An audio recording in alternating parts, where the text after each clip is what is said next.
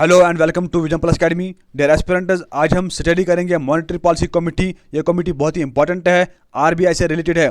I recommend you, अगर आपने RBI का लेक्चर नहीं देखा आप उसे देखिए, वहाँ पे मैंने डिस्कस किया है एवरीथिंग इन डिटेल, जैसे CRR, SLR, repo rate, reverse repo rate, bank rate, everything I have discussed there. Monetary policy in detail, आप उस वीडियो को देखिए, उसके बाद आप मॉनेटरी पॉलिसी कमेटी वीडियो देखिए। Let us start topic, but before starting, अगर आप विजन प्लस एकेडमी पहली बार विजिट कर रहे हो देन सब्सक्राइब करके रखो, बिकॉज आने वाले लेक्चर्स आपके लिए बहुत ही बेनिफिशियल रहने वाले हैं। Now let us start the topic monetary policy committee. देखिए, उर्जित पटेल कमेटी ने गवर्नमेंट ऑफ इंडिया से रिकमेंडेशंस दी थी, आप कंस्टिट्यूट करिए monetary policy committee for RBI, ताकि मॉनेटरी पॉलिसी कमेटी जो है वो मॉनेटरी पॉलिसी रेट्स सेट करिए इंडिया में। ठीक है, देन गवर्नमेंट ऑफ इंडिया ने कंस्टिट्यूट किया, बनाया monetary policy committee under section 45(b) of RBI act 1934। ठीक है, आप मुझे बताइए आरबीआई का हेडक्वार्टर कहाँ पे है? मैंने आरबीआई में पढ़ाया है, लेकिन कितना आप रिटेन कर पा रहे हो या आप मुझे कमेंट में लिख के बताओ। ठीक है, और आरबीआई का हेडक्वार्टर कब शिफ्ट हुआ फ्रॉम कलकत्ता टू मुंबई, आप मुझे ये भी डेट बताइए। ओके, देखिए, जो मेन टास्क है मॉनेटरी पॉलिसी कमेटी का वह है मॉनेटरी पॉलिसी रेट सेट करना इंडिया में, जैसे repo rate, reverse repo rate, CRR, SLR etcetera. ये सारे रेट्स कौन डिसाइड करती हैं इंडिया में? Monetary policy committee. जैसे आपने न्यूज़ में देखा, रेपो रेट जो है 4% है ना, रिवर्स रेपो रेट 3%। ये रेट सेट कौन करता है? ये करती है set monetary policy committee of RBI. इतना क्लियर है? ओके, आई रिकमेंड यू, अगर आपने आरबीआई का वीडियो नहीं देखा आप प्लेलिस्ट में जाइए, आरबीआई का वीडियो देखिए, वहाँ पे मैंने एवरीथिंग डिटेल में डिस्कस किया है। जितने भी पॉलिसी रेट्स हैं, जितने भी मॉनेटरी पॉलिसी टूल्स हैं, qualitative tools, quantitative tools, everything I have discussed there in detail, आप उसको देखिए। देखिए, आरबीआई जो है इसको खुद बनाया गया था आरबीआई एक्ट 1934 के अंडर। आरबीआई को बनाने के लिए जो रिकमेंडेशन दी थी वो दी थी हिल्टन कमीशन ने। ठीक है, वहाँ पे मैंने सब कुछ डिस्कस किया है, इसलिए आप आरबीआई का वीडियो मिस ना कीजिए। ठीक है, अगर हम फंक्शन की बात करेंगे, मॉनेटरी पॉलिसी कमेटी का जो मेन फंक्शन है वो रहता है पॉलिसी रेट सेट करना इंडिया में, जैसे सीआरआर सेट करना, एसएलआर सेट करना, cash reserve ratio, statutory liquidity ratio, repo rate, reverse repo rate. ठीक है, ये सब चीज़ें जो है डिसाइड करती है monetary policy committee in India, यही इसकी फंक्शन रहती है। ठीक है, अगर हम कंपोजिशन की बात करेंगे, मॉनेटरी पॉलिसी कमेटी में 6 मेंबर्स होते हैं। 3 members from government of India, यानी कि गवर्नमेंट, सेंट्रल गवर्नमेंट जो है वो 3 मेंबर्स को नॉमिनेट करता है मॉनेटरी पॉलिसी कमेटी के लिए। ठीक है, कोई भी गवर्नमेंट ऑफिसर नहीं बन सकता है मॉनेटरी पॉलिसी कमेटी का मेंबर। ठीक है ना, देखिए, जो 3 मेंबर्स होते हैं आरबीआई से, उनमें पहला आता है governor of RBI. Current governor जो आरबीआई का है वो है शक्तिकांत दास, ये रहता है चेयरमैन मॉनेटरी पॉलिसी कमेटी का।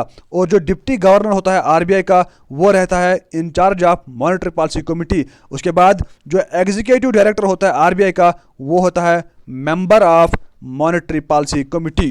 ठीक है, this is very very important. देखिए, अगर हम टर्म की बात करेंगे, मॉनेटरी पॉलिसी कमेटी के जो मेंबर्स हैं 6 मेंबर्स, इनको 4 साल तक अपॉइंट किया जाता है। ठीक है, यानी उनका जो टेन्योर है, इनका जो टर्म है वो रहती है 4 साल। 4 साल के बाद ये रिटायर हो जाते हैं। मोस्ट इंपॉर्टेंट पॉइंट क्या है, जो ये 6 मेंबर्स है, these are not eligible to be reappointed, यानी कि एक बार इनको अपॉइंट किया जाता है मॉनेटरी पॉलिसी कमेटी के लिए, फिर उनको कभी भी रीअपॉइंट नहीं किया जाएगा मॉनेटरी पॉलिसी कमेटी के लिए। They become ineligible for the appointment to the monetary policy committee. ठीक है, देखिए, जो मॉनेटरी पॉलिसी कमेटी है ये 6 टाइम्स अ ईयर मीटिंग करती है, यानी कि एवरी 2 महीने के बाद ये मीटिंग करती है, जिसको हम बाई मंथली मीटिंग बोलते हैं। ओके, मैंने आपको आरबीआई में भी ये पढ़ाया था, इसीलिए आप आरबीआई का वीडियो प्लीज़ एंड प्लीज़ देखिए। अगर हम डिसीजंस की बात करेंगे, मॉनेटरी पॉलिसी कमेटी कोई भी डिसीजन लेती है by using simple majority tool. For example 3 members बोल रहे हैं हम 3% रखेंगे रेपो रेट, लेकिन अदर 3% जो है वो बोलते हैं कि हम 4% रखेंगे रेपो रेट। अब किसका माना जाएगा? There is a conflict between members, ठीक है ना। इसी में यूज होता है सिंपल मेजॉरिटी। सिंपल मेजॉरिटी का मतलब होता है 50% से ज़्यादा मेंबर्स प्रेजेंट होना चाहिए और वो वोटिंग करनी चाहिए, ठीक है ना। देखिए मॉनेटरी पॉलिसी कमेटी में टोटल मेंबर्स कितने हैं? वो है 6। उनका 50% कितना होगा? 3 मेंबर्स। मोर देन 50 कितना होगा? 4 मेंबर्स। समझे ना बात? अगर 4 मेंबर्स फेवर में या एगेंस्ट में वोट डालते हैं वही होगा final decision. For example 2 members बोल रहे हैं 3% रेपो रेट रखेंगे, लेकिन 4 मेंबर्स बोल रहे हैं 2% रेपो रेट रखेंगे। जो 4 मेंबर्स बोल रहे हैं ना वो फुल एंड फाइनल डिसीजन होगा। ओके, देखिए जो मॉनेटरी पॉलिसी कमेटी का चेयरमैन होता है वो कौन होता है? आरबीआई का गवर्नर, है ना। आरबीआई का जो गवर्नर है presently Shaktikanta Das, monetary policy committee के रिलेटेड उसके पास कोई वीटो पावर नहीं होता। Veto power means to overrule decision of members. देखिए अगर कुछ मेंबर्स बोल रहे हैं 3% रखेंगे हम रेपो रेट, लेकिन गवर्नर ने बोला 4% रेपो रेट रखेंगे, क्या ये फाइनल डिसीजन होगा? बिल्कुल भी नहीं। क्यों नहीं होगा? बिकॉज आरबीआई गवर्नर के पास कोई वीटो पावर नहीं होता है।